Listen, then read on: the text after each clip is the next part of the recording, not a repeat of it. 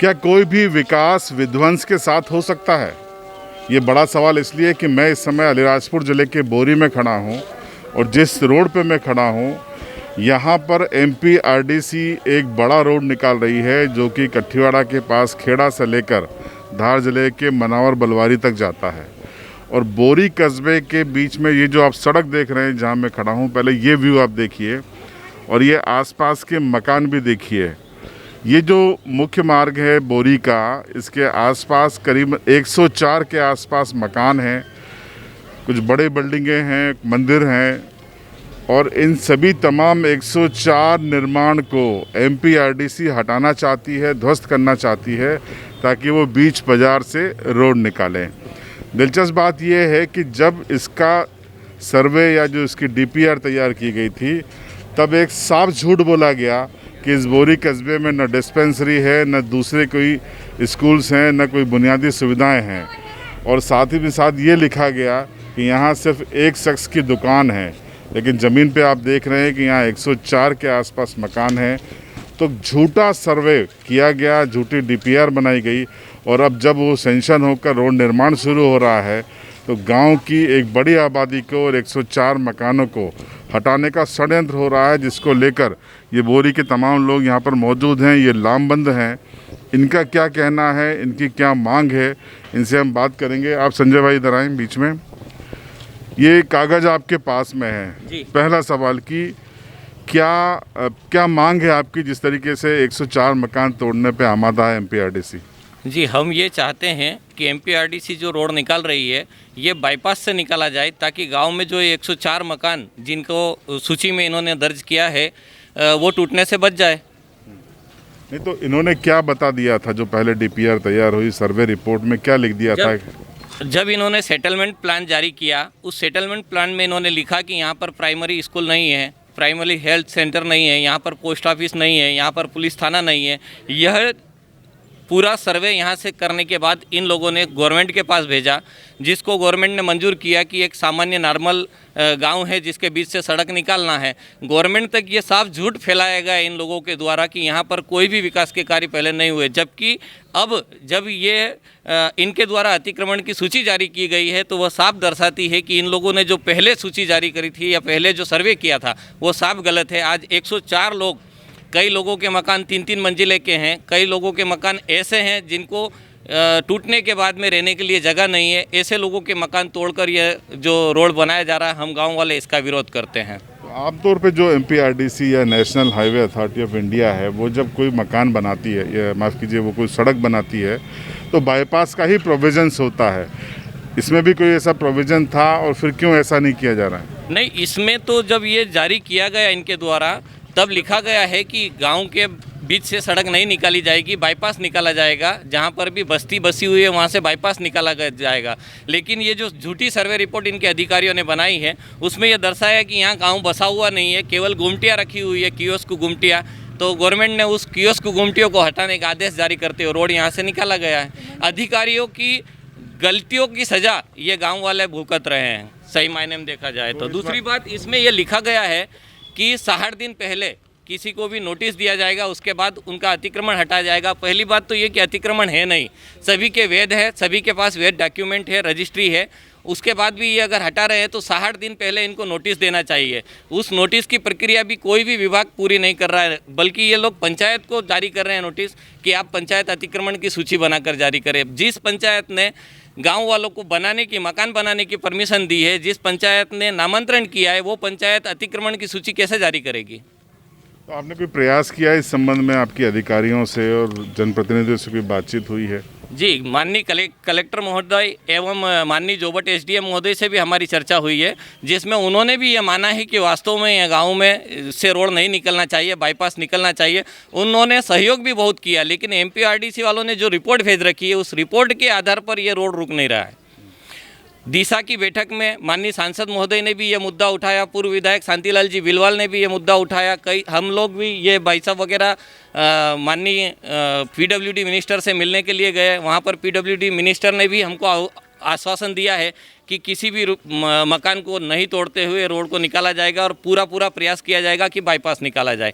लेकिन रोड वाले जो निर्माण एजेंसी है वो मानने के लिए तैयार नहीं है। वो काम चालू कर दिया उन्होंने और आज गाँव में कुछ मकानों को उन्होंने तोड़ भी दिया है। तो अब अगला विकल्प क्या है आपके पास? जब जनप्रतिनिधि कह रहे हैं कि हम आपके साथ हैं, अधिकारी कह रहे हैं आपके साथ हैं, फिर भी ये लोग नहीं मान रहे हैं, अंतिम विकल्प क्या देखते हैं? मरता क्या करेगा भैया, हम तो प्रयास यही करेंगे कि विरोध करें इस रोड का, ये निकाले, हमारे ऊपर से निकाले रोड। अगर इनको निकालना है तो गांव वाले विरोध करेंगे, हम सड़क पे लेट जाएंगे।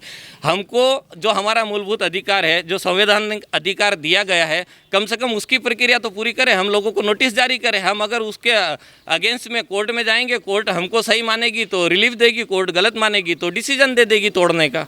लेकिन कम से कम हमको जो, मैं आपको एक बात बताना चाहता हूँ, मैं सभी को बताना चाहता हूँ कि जब कसाब जैसे आतंकवादी को जिंदा पकड़ा गया तो वहाँ पर उसको भी उसके मूलभूत अधिकार दिए गए, उसकी सुनवाई की गई। हम लोगों ने ऐसा कौन सा आतंकवादियों से ज़्यादा बड़ा गुनाह कर दिया कि हमारी कोई सुनवाई नहीं हो रही?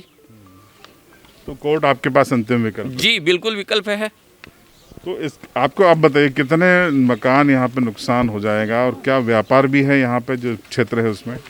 यहाँ पे व्यापार भी अच्छा है और ये रोड निकलने से व्यापार में इफेक्ट पड़ेगा, प्रदूषण बढ़ेगा, साथ ही ध्वनि प्रदूषण भी होएगा और हमारे धार्मिक स्थल भी टूटेंगे। जो 400 से 500 साल पुराने जैन मंदिर है, जब यहाँ पे ज़्यादा बस्ती थी जैनियों की, उस टाइम से मंदिर है, लेकिन उसको भी तोड़ने के चिन्ह लगा दिए।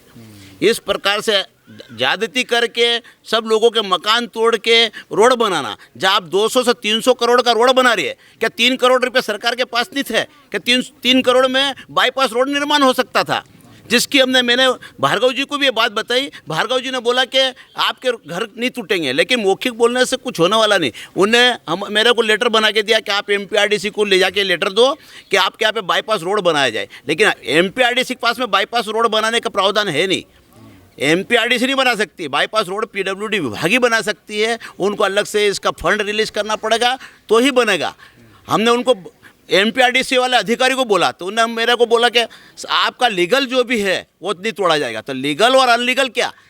हमारे पास अधिकांश लोगों के पास में बहुत पुरानी रजिस्ट्री है, 1952 की है, 62 की, 67 की, सारे डॉक्यूमेंट्स हमने SDM महोदय को भिजवा दिए पंचायत के माध्यम से। और SDM महोदय ने भी पंचायत को जो दिया था कि आपके पास किन किन के पास क्या डॉक्यूमेंट है वो पेश किया जाए। वो लीगल नहीं है, पंचायत डॉक्यूमेंट ले नहीं सकती ऐसे कायदे देखा जाए तो। फिर भी हम लोगों ने दिए उनको और उनके ऊपर जांच कर रहे हो करे।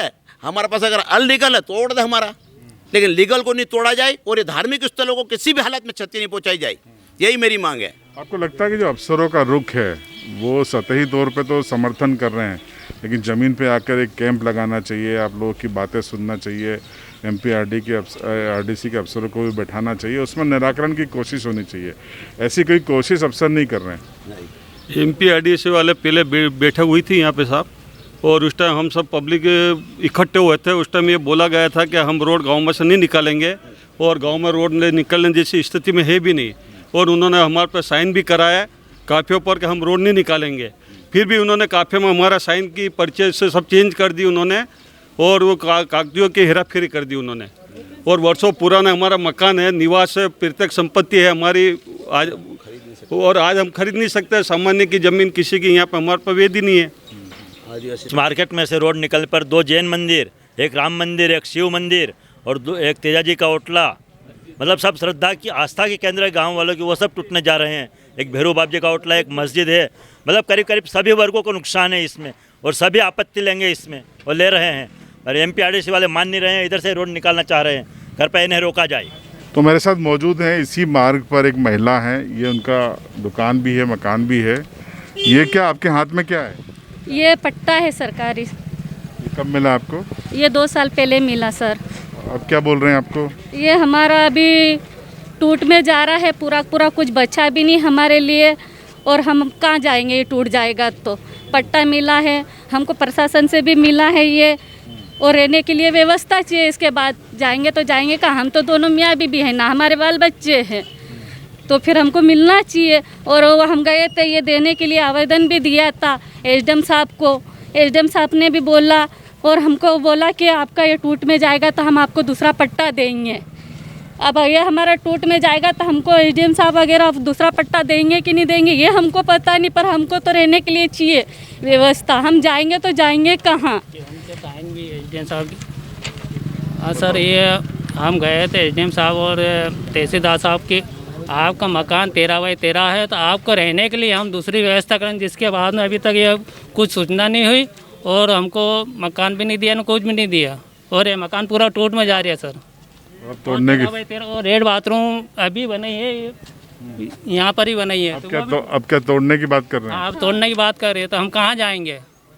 एक महिला भी, उनसे हम बात करते हैं। क्या दिक्कत आ रही है आपको? ये सब तोड़ने जा रहे हैं? ये हमारे मकान टूट रहे हैं, यहाँ से बाईपास ही निकाला जाए।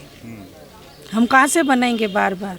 बहुत परेशानी आएगी, 2 कमरे की जगह है, अब कहाँ से आगे पीछे लेंगे? हम गरीब इंसान है सर, हम कहाँ से मजदूरी करके हमारे घर बनाया? अभी तक पलिस्तर नहीं हुआ, हमारे 3 साल हो गए हमारे, किसी हमने मजबूरी करी है, हम धंधा कर पेट भर रहे हैं और हम घर बना रहे हैं। ये सरकार को क्या लगी है? तोड़ को फेंक दोगे, हमको कहाँ ले जाएंगे, कहाँ हमको छोड़ेंगे? फिर पहले हमारे ऊपर चढ़ाना, फिर उसके बाद में रोड बनाना। हमारी यही मनोकामना है कि हमारा इसी रोड अच्छा है, ये हमारा बहुत हमको काम दे रहा है और कमा को खा रही है, हम खुश है इस रोड में भी, कोई परेशानी नहीं आ रही हमको। देखिए, कुल मिलाकर जो बातचीत हुई है, जो संवाद हुआ है, वो ये साफ समझ में आता है कि जो एमपीआरडी के अफसर हैं वो मनमानी पर उतरे हुए हैं और ज़िले के जो अफसर हैं वो एमपीआरडीसी के ऊपर मामले को डालकर चुप्पी साधे हुए हैं। जो नेता हैं वो सतही तौर पर तो समर्थन दे रहे हैं, लेकिन अभी तक नेताओं को इस जगह पर आकर धरने पर बैठ जाना चाहिए था अगर वो इनके सच्चे हितैषी हैं। और यहाँ पर एक बड़ी अदालत जैसी लगनी चाहिए, जैसा कि एनएचआई के मामलों में जब विवाद सामने आते हैं तो एनएचआई और रेवेन्यू के अफसर मिलकर ग्रामीणों के साथ एक अदालत लगाते हैं, लोक अदालत जैसी लगती है और उनमें मामलों को निपटाया जाता है। लेकिन बोरी के साथ ऐसा नहीं हो रहा है। ये भेदभाव क्यों हो रहा है, ये बड़ा सवाल है। और जैसा आपने एक महिला के आंसुओं को देखा, मैं फिर कहता हूँ कि सरकारें अक्सर ये भूल जाती हैं कि एक आंसू भी हुकूमत के लिए खतरा है। तुमने देखा नहीं आंखों का समंदर होना। आपकी क्या राय है इस पूरे मामले पर? कमेंट बॉक्स में ज़रूर बताएं। चैनल को सब्सक्राइब नहीं किया है, सब्सक्राइब करें, बेल आइकन दबा दें।